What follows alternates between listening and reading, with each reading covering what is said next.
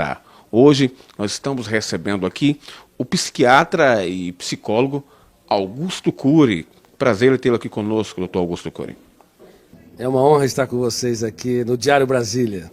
Doutor Augusto Cury, como que aconteceu um ateu convicto como o senhor, de repente o senhor conheceu Jesus, descobriu quem é Jesus, se tornou um cristão?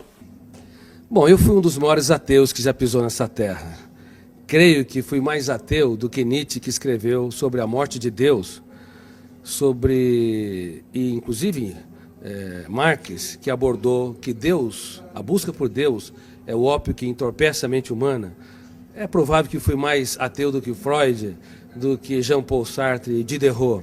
Como eu pesquiso uma das áreas que é considerada a última fronteira da ciência, o mundo onde nascem os pensamentos, para mim Deus era fruto do espetáculo das ideias, de um cérebro que não aceitava o seu fim, o seu caos, na solidão de um túmulo. E a teoria que eu desenvolvi como psiquiatra e pesquisador da psicologia, ela estuda o processo de construção de pensamentos e de formação de pensadores.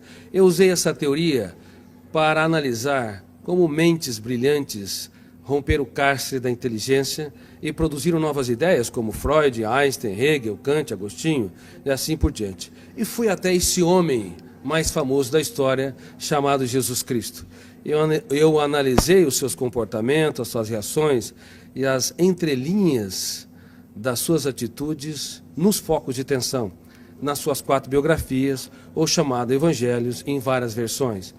Eu esperava encontrar uma pessoa construída por um grupo de galileus que queriam produzir um herói para romper o jugo de Tibério César, que era o imperador romano.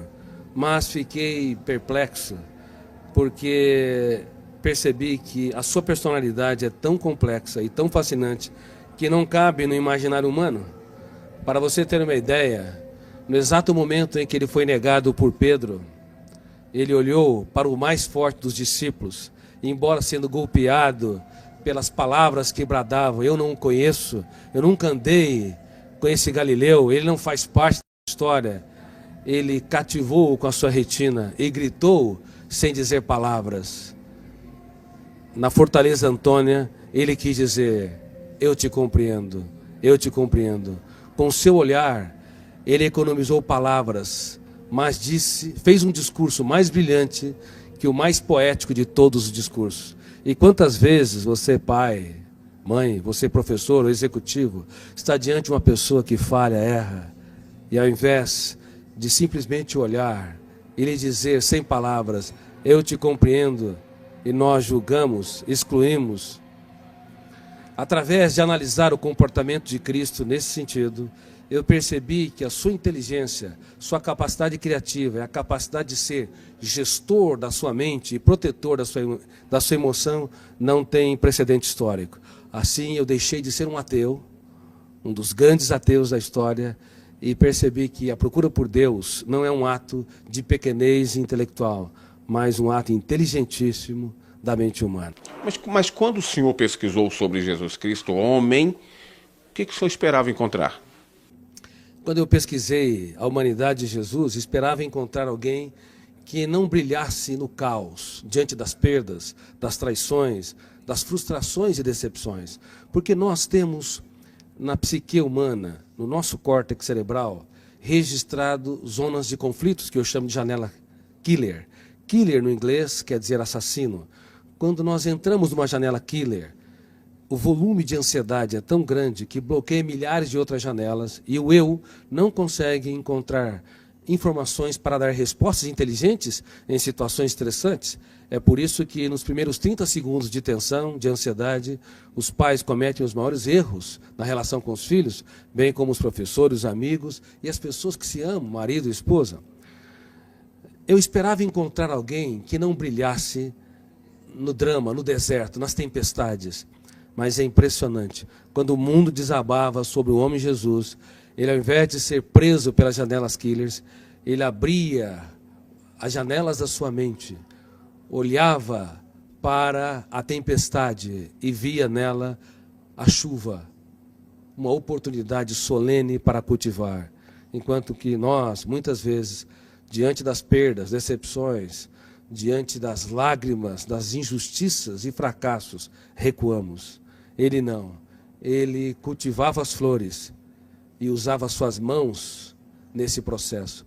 Muitos querem a beleza das flores, mas não têm coragem de sujar as suas mãos para cultivá-la e irrigá-la. O senhor tem, assim, uma noção do que aconteceu? Porque, na realidade, o senhor é um dos grandes cientistas do mundo, um dos grandes psiquiatras, um dos grandes psicólogos do mundo. Essa descoberta do senhor pode ser levada até para um campo científico, e eu poderia até dizer aqui que, é quase que dizendo aqui que cientificamente Deus está existindo, ou Jesus é Deus. Exatamente. Ao analisar o comportamento de Jesus nas mais diversas situações em que ele se encontrou, eu fiquei cônscio que esse homem não cabe no imaginário humano. Somente alguém que é sobre-humano, filho de Deus, poderia ter as reações que teve nos mais dramáticos estímulos estressantes. Veja bem, no ato da traição, era de se esperar que ele fosse golpeado pelas zonas de conflito do medo ou da raiva, agredisse o seu traidor, ou se punisse e se achasse o mais derrotado dos seres humanos, porque foi traído pelo mais culto, o mais sereno, o mais tranquilo dos discípulos, Judas Iscariotes. Mas, ao invés de se punir ou punir o outro, ele olhou para o seu traidor e teve a coragem de dizer: amigo, para que vieste? Nunca na história um traidor tratou com tanta... Na história, um traidor foi tratado com tanta dignidade pela pessoa traída, indicando que Jesus não tinha medo, na verdade, de ser frustrado ou decepcionado. Ele tinha medo de perder um amigo. O que nos leva a compreender, do ponto de vista psiquiátrico, psicológico e sociológico, que um grande educador é aquele que aposta tudo que tem naqueles que pouco têm. É aqueles que têm coragem para se fazer pequeno, para tornar os pequenos grandes. E como eu digo no meu livro, Mentes Brilhantes, Mentes Treinadas, não é possível ter uma mente brilhante se nós não treinarmos a nossa criatividade, as habilidades da nossa psique, como a solidariedade, a capacidade de se colocar no lugar dos outros, a capacidade de investir naqueles que nos frustram, a capacidade de transformar as perdas numa oportunidade excelente para os melhores ganhos e de usar as nossas lágrimas para desenvolver sabedoria. Por favor, não tenha medo dos dias mais tristes da sua vida. Você pode escrever os capítulos mais importantes da sua história quando o mundo desaba sobre si.